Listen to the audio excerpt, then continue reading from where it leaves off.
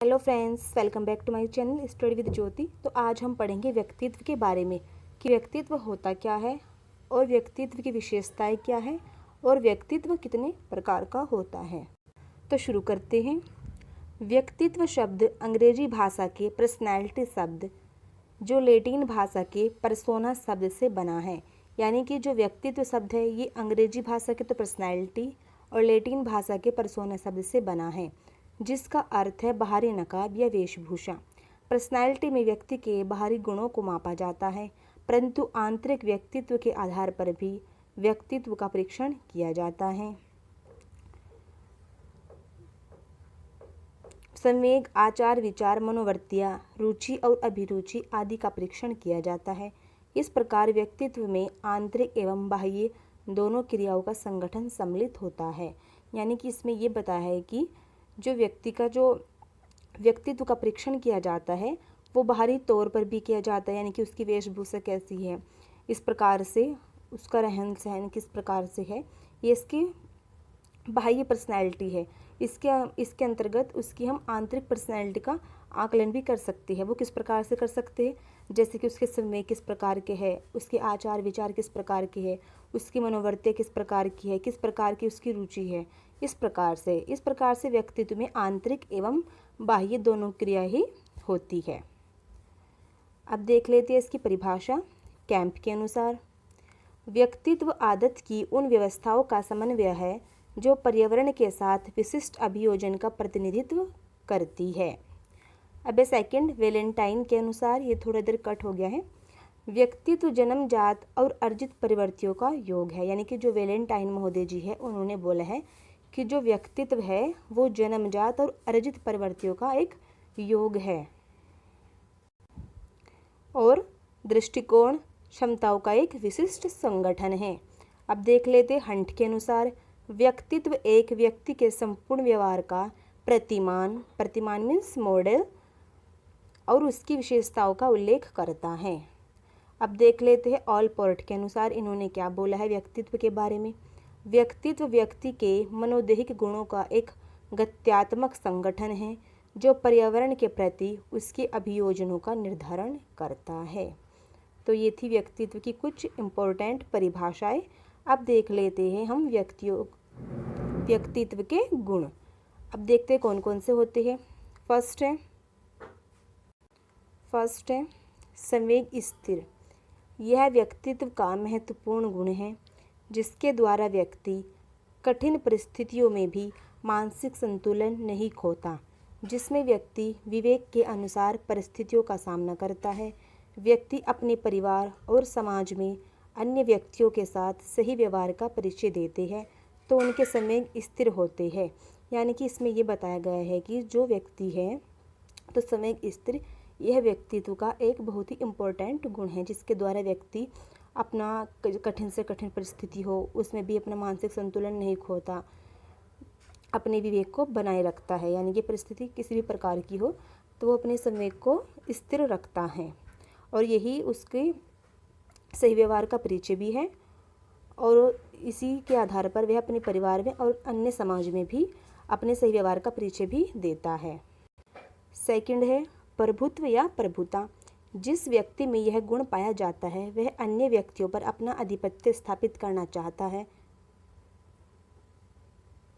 ऐसा व्यक्ति यह चाहता है कि अधिक से अधिक व्यक्ति उसके नियंत्रण में रहे, उसकी आज्ञाओं का पालन करे और उसके निर्देशानुसार कार्य करे।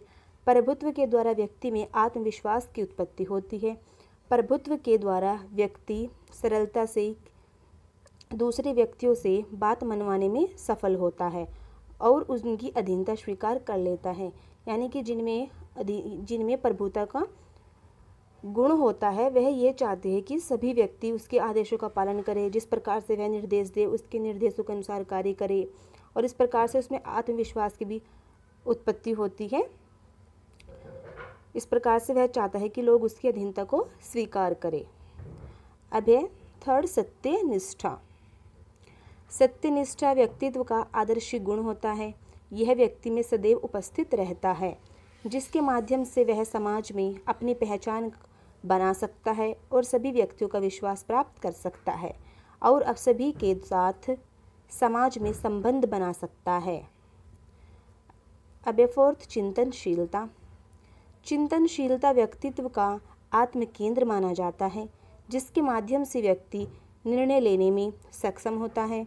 चिंतनशील व्यक्ति अधिकतर दार्शनिक प्रवृत्ति के होते हैं और चिंतनशीलता उनके व्यक्तित्व का अंग बन जाता है।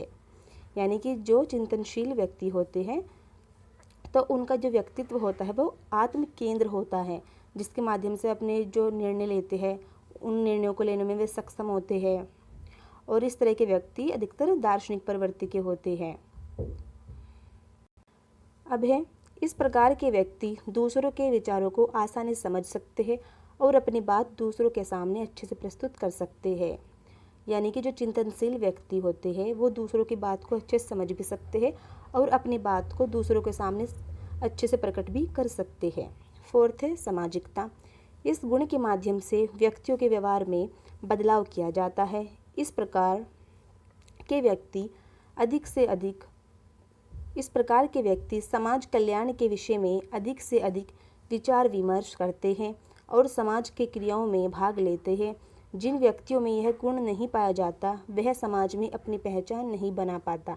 यानी कि जिस व्यक्ति में सामाजिकता का ये गुण पाया जाता है तो वो समाज में ज़्यादा भाग लेना पसंद करते हैं। यानी कि जैसे कि समाज के कल्याण के लिए कार्य करना, इस प्रकार से उन्हें जो अधिकतर समाज के कार्यों में भाग लेते हैं तो उनको समाज जानता भी है। अगर कोई इन कार्यों में ज़्यादा इंटरफेयर नहीं करता तो उनको फिर कम व्यक्ति जानते हैं या जानता ही नहीं, या वो अपनी पहचान नहीं बना पाते।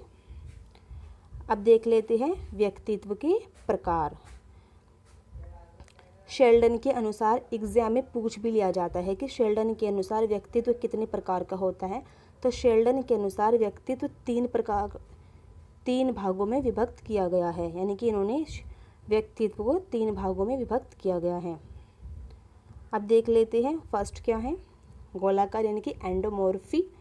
इस प्रकार के व्यक्तियों का शारीरिक गठन मोटा तथा गोल होता है।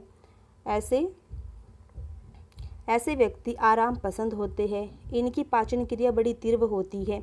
ऐसे व्यक्ति सामाजिक जीवन में अधिक रुचि लेते हैं और इनके मित्रों की संख्या भी अधिक होती है।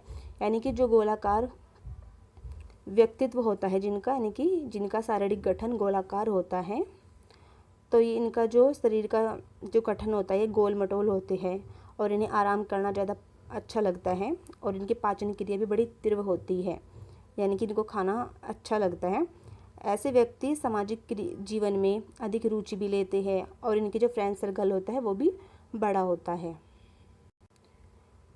और इनका शरीर बहुत कोमल होता है। यानी कि जो गोलाकार होते हैं इनका शरीर भी कोमल होता है।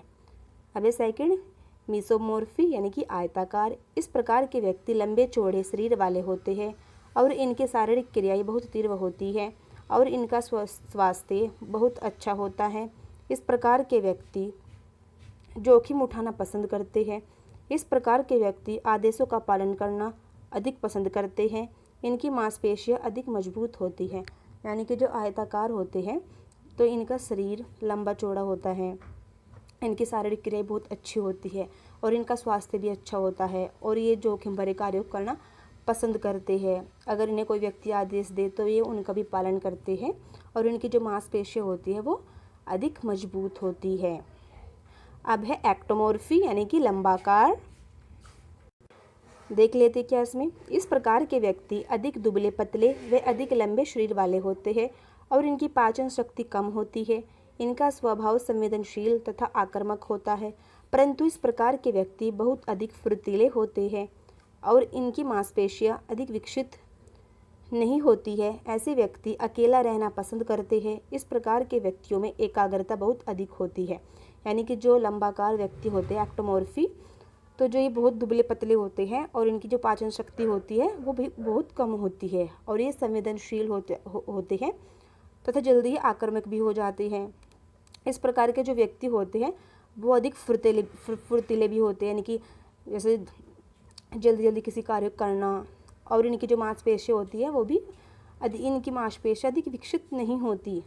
और जिस प्रकार के दुबले पतले व्यक्ति होते हैं यानी कि लंबाकार होते हैं तो ये अकेला रहना पसंद करते हैं। आई होप आपको वीडियो अच्छी लगी होगी और आपको समझ भी आया होगा। अगर आपको वीडियो अच्छी लगे तो please like, share and subscribe करना ना भूलें। Thanks for watching.